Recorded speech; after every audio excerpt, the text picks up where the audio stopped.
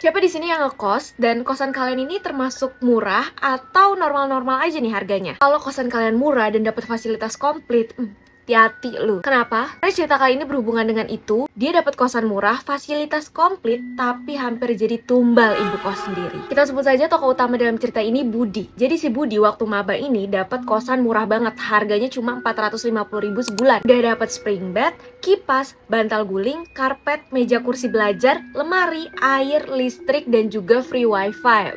Kebetulan saat itu si Budi memang telat cari kos-kosan. Jadi kos-kosan yang di deket kampusnya ini udah pada keisi dan juga asrama juga udah full nih, asrama kampusnya. Kalaupun ada kosan yang kosong, itu harganya mahal, sejutaan, dan belum termasuk air dan juga listrik. Budi ketemu sama kosan ini direkomendasiin sama temen sejurusannya yang udah masuk duluan di kosan itu. Dari awal si Budi udah mikir, ini gue dapet kosan murah, fasilitas komplit, ini pasti horor nih kos-kosan. Cuma kayak ya udah aja, paling diganggunya kayak gitu doang, mikir Budi. Memang bentuk kosannya ini rumah jadul gitu, kayak rumah 80-an. Beberapa tempat di kos-kosan itu tuh memang sudah usang gitu. Semuanya rapi, bersih, dan normal-normal aja. Bahkan di dapur itu ada kulkas 2 pintu, kompor, meja makan, piring-piring, gelas, dan juga peralatan masak. Jadi mereka yang ngekos di sana itu benar-benar cuma bawa diri sama peralatan mandi aja. Satu rumah itu ada 8 kamar, tapi cuma 7 kamar yang disewain. Satu kamar itu digembok dan juga dirantai. Kalau kata ibu kos sendiri sih itu cuma kamar untuk gudang aja gitu loh, makanya digembok. Tapi kalau mereka intip dari luar jendela kamar itu kamar kayak kamar biasa, kayak kamar yang mereka tempatin juga, bahkan lebih gede. Semua biasa-biasa aja sih, cuma paling ada beberapa kejadian yang memang udah pada mereka prediksi, yaitu ada kegiatan tak kasat mata. Kayak misalnya di dapur malam-malam, tiba-tiba di dapur ini kayak banyak banget ibu-ibu yang lagi pada masak dan pada ngobrol gitu, kayak bener-bener banget dari arah dapur. Tapi pas mereka lihat, dapur kosong, nggak ada siapa-siapa. Atau kadang tengah malam ada suara piring dipecahin dari arah dapur, juga kamar mandi yang terkunci dari dalam, dan ada suara orang mandi jebar-jebur, yang padahal mereka semua nih bertujuh lagi ada di depan kamar mandi buat ngantri mau masuk kamar mandi. Kalau udah kayak gitu, biasa salah satu dari 7 orang yang ngekos di sana itu berinisiatif untuk ngetok 3 kali dan bilang buat cepetan yang di dalam. Ya udah nggak berapa lama pasti tiba-tiba pintu kamar mandinya ini akan kebuka dengan sendirinya. Dan itu kejadian terulang setiap hari sampai mereka sendiri nih yang ngekos di sana udah ngerasa ya udah biasa kayak gitu. Rajin banget nih gue liat si setan ini mandi. Kalah lu pada sama dia. Lu mah kalau mandi cuma pergi doang. Oh, dia tiap hari. Puncaknya setelah 1 tahun mereka semua ngekos di sana, akhirnya mereka semua memutuskan untuk out, pergi dari kosan itu. Kenapa? Karena ada nih, suatu hari datanglah nih abang-abang, dia mau ngekos di tempat itu juga, dan kebetulan si abang-abang ini tuh kerja di kampusnya mereka juga sebagai administrasi keuangan. Pada bingung kan, kayak lah, ini kan kita udah pas nih bertujuh gitu kan, dan kamar yang disewain cuma 7 nih, si abang-abang mau tidur di mana? Ternyata si abang-abang ini dapat kamar nomor 8 yang digembok tadi. Terus ya udahlah, si abangnya ini masuk ngekos di sana, terus kenalan sama yang lainnya, dan juga mereka nih ngasih tahu ke abangnya ini kalau misalnya suka ada kegiatan-kegiatan yang tak kasat mata. Jadi biar si abangnya buat kenalan dan nggak usah panik gitu kalau misalnya mendengar hal itu. 2 minggu dari si abang yang kamar nomor 8 ini ngekos, tiba-tiba si ibu kosnya ini kembali ke rumah itu alias ke kosannya, dan mereka semua kayak lumayan aneh karena nih si ibu kosan nggak pernah datang. Mereka cuma pernah ngeliat si ibu kosan ini ngajakin mereka room tour di hari pertama mereka pindah ke sana. Terus setelah itu nggak pernah datang sampai datang lagi sekarang. Jadi setelah 1 tahun baru datang lagi nih. Singkat cerita, si ibu kosannya ini ngadain hajatan besar-besaran, masak-masak yang banyak, tapi anehnya yang diundang cuma anak-anak kosannya doang. Mereka nih sebagai anak kos ya udahlah nggak mau mikir terlalu gimana-gimana karena makan gratis lur. Ya datang aja namanya diundang ya kan. Tuh mereka makan, bahkan mereka bungkus makanan dari hajatan itu untuk dibawa buat besok pagi sarapan pakai makanan itu, kan lumayan ya. Sampailah di kos, mereka semua naruh makanan yang mereka bungkus ini di dalam kulkas dan balik ke kamar masing-masing untuk tidur. Malam inilah malam yang berbeda daripada malam-malam biasanya. Budi yang biasanya kalau tidur itu nyenyak-nyenyak aja, tiba-tiba malam ini dia mimpi. Di mimpinya Budi, dia tuh lagi melakukan rutinitas dia sebelum tidur, yang dimana udah dia lakuin nih tadi sebelum tidur beneran. Dan dia tuh sadar di dalam mimpi itu, loh ini kan udah gue lakuin tadi. Jadi sebenarnya si Budi ini sadar kalau dia tuh lagi mimpi. Tapi ya udah, akhirnya dia melakukan kegiatannya sampai dimana dia masuk ke kamar dan mau mencoba tidur. Tiba-tiba ada yang gedor-gedor pintu kamarnya, dan ini tuh bukan gedor-gedor yang cuma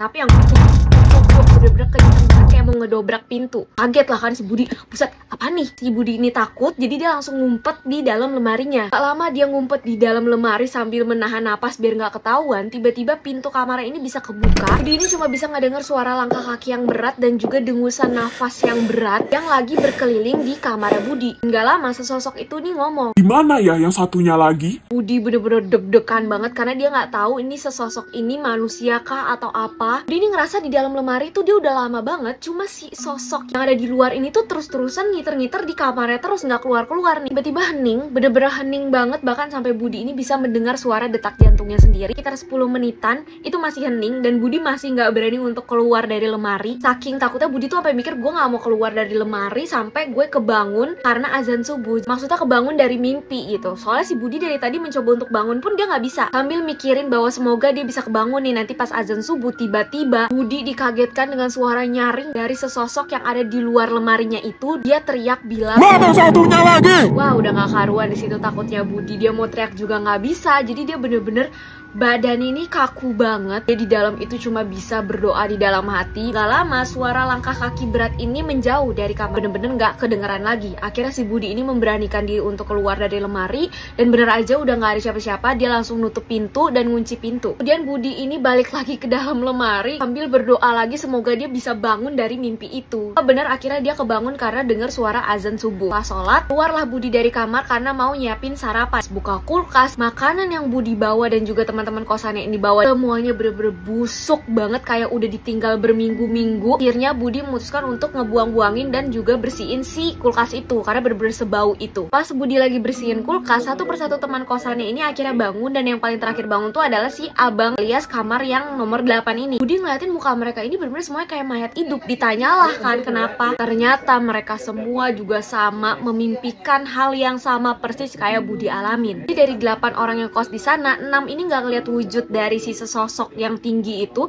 2 ini ngeliat badannya tinggi besar, berbulu hitam, matanya merah menyala, kukunya panjang sampai lantai kamar, dan gigi-giginya itu runcing semua. Jadi dari deskripsi yang dikasih sama si temen kamarnya yang ngeliat, mereka menyimpulkan bahwa sesosok itu adalah genderuwo. Jadi 6 orang yang nggak ngeliat ini itu sama kayak si Budi. Dia cuma ngedenger suara si sesosok ini bilang mana satunya lagi. Orang ini tuh adalah di kamar nomor 7 dan nomor 8 ya. Nomor 7 ini dia cuma mendengar si sosoknya ini bilang ketemu, habis itu langsung pergi. Sedangkan si abang yang ada di kamar nomor 8 ini, dia tuh ternyata nggak bisa ngumpet karena badannya itu cukup besar yang dimana nggak muat untuk masuk ke dalam lemari. Jadi dia nggak tahu nih mau ngumpet di mana. Makanya dia bisa ngeliat si sosok itu. Jadi sosok itu datang ke kamarnya, abis itu nyentuh keningnya si abangnya sambil bilang ketemu. Setelah bercerita, akhirnya mereka melanjutkan lagi kegiatan untuk mau pergi ke kampus nih, yaitu mandi. Mereka semua ke kamar mandi, dan seperti biasa di dalam kamar mandi ada yang suara jebar-jebur segala macam. Akhirnya yang berinisiatif untuk ngetok 3 kali dan bilang cepetan itu adalah si abangnya, karena dia yang paling tua. Pas si abang ini maju ke depan buat mau ngetok, mereka semua nih yang di belakang itu melihat di punggung si abangnya ini ada bekas cakaran panjang banget,